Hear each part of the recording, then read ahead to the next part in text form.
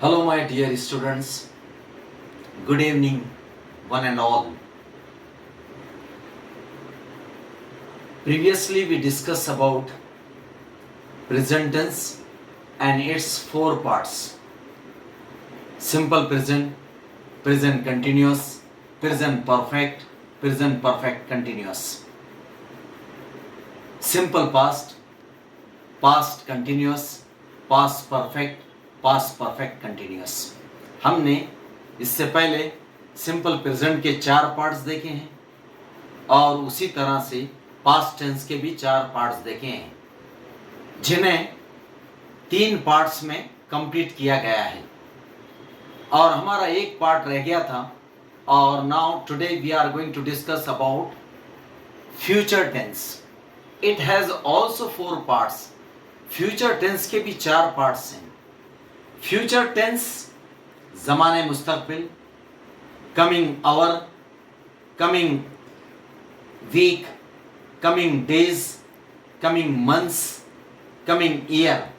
आने वाला घंटा, आने वाले दिन, आने वाले वीक, आने वाले महीने को हम फ्यूचर टेंस कहते हैं, जिसे ज़माने मुस्तक़बिल भी कहा जाता है.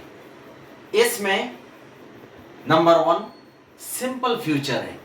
सिंपल फ्यूचर में हम विल और शल का इस्तेमाल करते हैं और इसके साथ वर्ब का पहला फॉर्म इस्तेमाल किया जाएगा.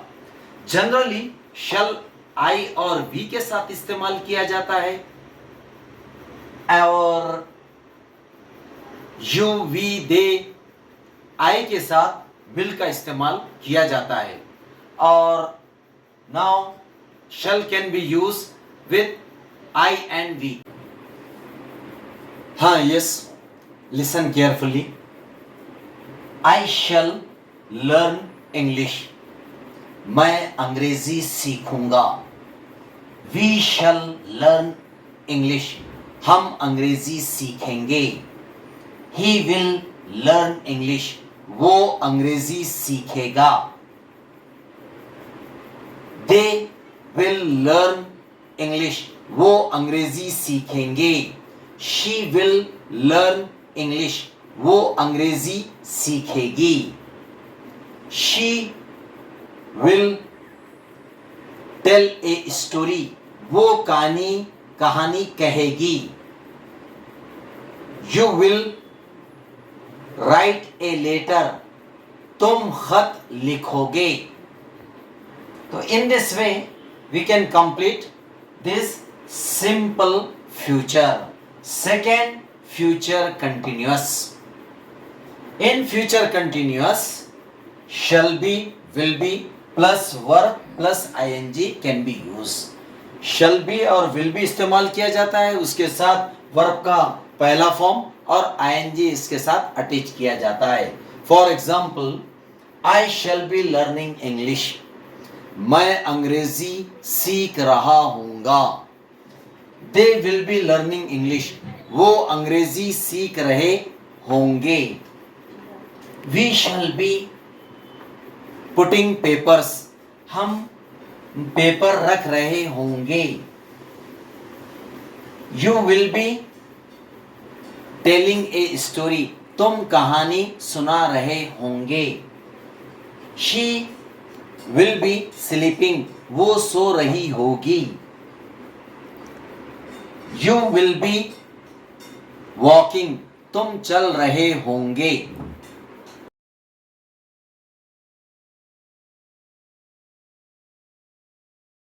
Shall have, will have plus for third form of the verb can be used. I shall have learned English. They will have learned English. I shall have learned English means मैं अंग्रेजी सीख चुका होऊंगा. They will have learned English.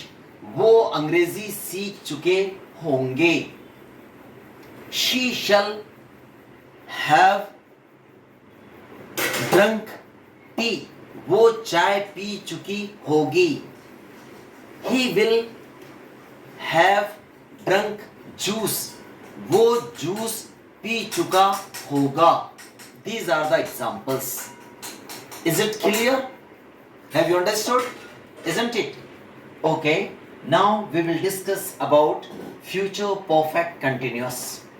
In future perfect continuous, we will see shall have plus been plus verb plus ing. I shall have been learning English. मैं अंग्रेजी सीखता रहा होऊंगा.